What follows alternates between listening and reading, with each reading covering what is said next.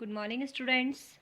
Last day we complete our grammatical topic voice, and today we start our new topic. Our topic name is narration. तो देखो बच्चों, साधारण रूप से यदि हम किसी वाक्य को बताएं कि वाक्य को कितने प्रकार से बोला जाता है, या फिर हम ये बताएं कि नरेशन आखिर होता क्या है, तो सबसे पहले तो हम ये जानेंगे कि अगर कोई इंसान कोई सेंटेंस कह रहा है कि वक्ता के द्वारा कहा गया जो शब्द है या वाक्य जो है वही वाक्य जो क्या कहलाता है, एक नरेशन कहलाता है। लेकिन नरेशन भी दो प्रकार से होते हैं। दो प्रकार से कैसे? कि यदि किसी भी वाक्य को डायरेक्ट रूप से या प्रत्यक्ष रूप से कह दिया जाए तो वह डायरेक्ट स्पीच कहलाता है, लेकिन उसी सेंटेंस को यदि घुमा फिराकर या अप्रत्यक्ष रूप से कहा जाए तो वो इनडायरेक्ट स्पीच कहलाता है। डायरेक्ट स्पीच के सेंटेंसेस को हमेशा इनडायरेक्ट स्पीच में बदला जाता है, लेकिन डायरेक्ट स्पीच के सेंटेंसेस को जब हम इनडायरेक्ट स्पीच में बदलते हैं तो उससे पहले हमें डायरेक्ट स्पीच के सेंटेंस का ज्ञान होना ज़रूरी है, क्योंकि डायरेक्ट स्पीच के सेंटेंस के को दो भागों में बांटा जाता है। इसके दो भाग होते हैं, जिसमें एक भाग जो होता है वो तो इन्वर्टेड कोमास के बाहर होता है। अगर आप कभी डायरेक्ट स्पीच के सेंटेंस को जब आप देखेंगे तो देखेंगे कि डायरेक्ट स्पीच के सेंटेंसेस में दो भाग होते हैं। एक भाग तो इन्वर्टेड कोमास के बाहर लिखा जाता है और एक इन्वर्टेड कोमास के अंदर लिखा जाता है। जो भाग वाक्य का इन्वर्टेड कोमास के बाहर लिखा जाता है उसे तो रिपोर्टिंग पार्ट या रिपोर्टिंग वर्ब कहते हैं, लेकिन सेंटेंस का जो हिस्सा इन्वर्टेड कोमास के अंदर लिखा जाता है उसे रिपोर्टिंग या रिपोर्टेड स्पीच कहते हैं।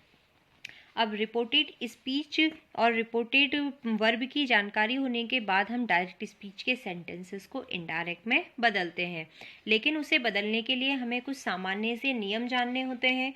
जिस नियम को हम फॉलो करेंगे तभी हम डायरेक्ट स्पीच के सेंटेंस को इनडायरेक्ट में बदल सकते हैं। तो सबसे पहला रूल तो ये होता है कि जब डायरेक्ट स्पीच के सेंटेंस को इनडायरेक्ट स्पीच में बदला जाता है तो इन्वर्टेड कोमास को हटा दिया जाता है। जिन इन्वर्टेड कोमास की हम बात कर रहे थे कि दो भागों में लिखा हुआ होता है, उन्हीं इन्वर्टेड कोमास को इनडायरेक्ट स्पीच में हटा दिया जाता है। दूसरा होता है कि रिपोर्टिंग वर्ब के बाद जो कोमा लगा हुआ होता है उसे भी उस इन्वर्टेड कोमा को भी जो है उस कोमा को भी आप इनडायरेक्ट स्पीच में यूज़ नहीं करेंगे। अगला आता है रिपोर्टिंग वर्ब का टेंस। रिपोर्टिंग वर्ब कौन सा था? इन्वर्टेड कोमास के बाहर वाला हिस्सा। तो रिपोर्टिंग वर्ब का टेंस कभी नहीं बदलता है। रिपोर्टिंग वर्ब के बाद यदि कोई ऑब्जेक्ट आता है तो सिर्फ इतना चेंजेस होगा कि सैड टू को टोल्ड में बदल दिया जाता है, लेकिन यदि कोई ऑब्जेक्ट नहीं आता है तो सैड को टोल्ड में भी नहीं बदला जाता, बल्कि सैड को सैड ही रहने दिया जाता है। और रिपोर्टिंग वर्ब लिखने के बाद जैसे भी सेंटेंस की ज़रूरत होती है, या कह सके हम आवश्यकता के अनुसार हम कंजक्शंस का यूज़ करते हैं। तो इनमें हम 3 कंजक्शंस का यूज़ करते हैं, दैट, इफ़ एंड वेदर।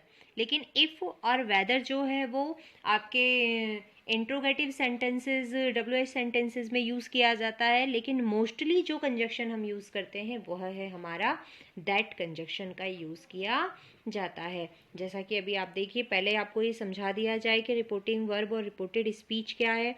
तो यहाँ आपको वीडियो में एक, और आपके पास नोट्स भी हैं, आपको एक एग्जाम्पल लिखा हुआ है, ही सैड।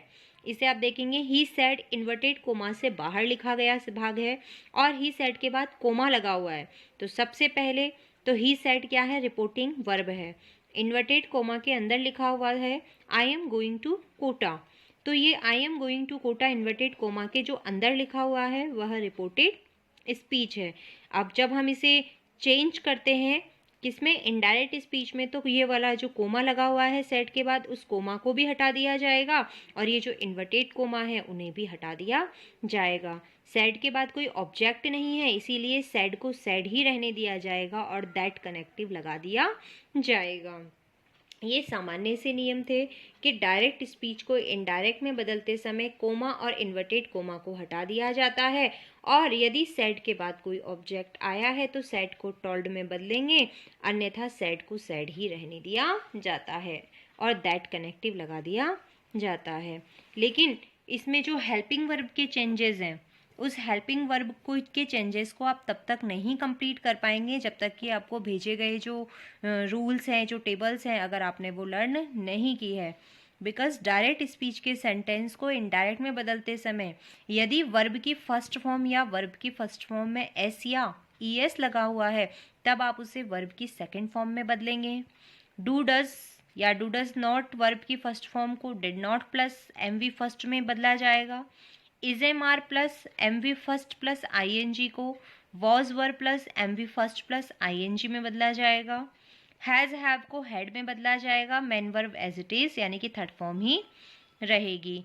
हैज़ हैव बीन को हैड बीन में बदला जाएगा, फर्स्ट फॉर्म में आई एन जी वैसा का वैसा ही रहेगा जैसा कि डायरेक्ट स्पीच में था।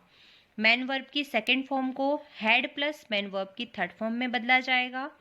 Did not plus first form को had not plus main verb की थर्ड फॉर्म में बदल दिया जाएगा।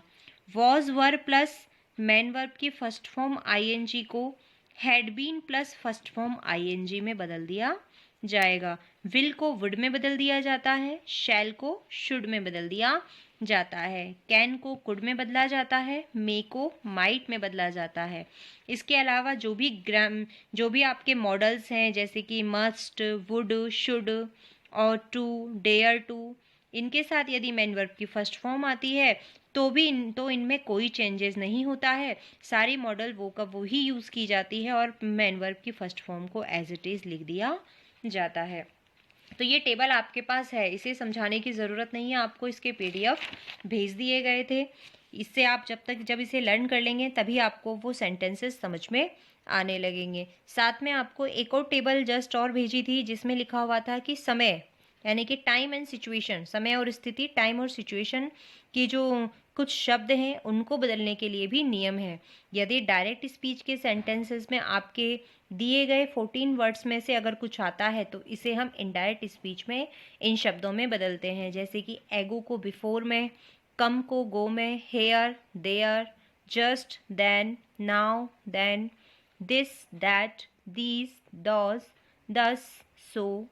टुनाइट को that night, today, that day, tomorrow, the next day, the following day. Yesterday को the previous day, last night, last week, last year को the previous night, the previous week, the previous year में बदला जाता है। Next week, next month, next year को the following week, the following month या the following year में बदल दिया जाता है।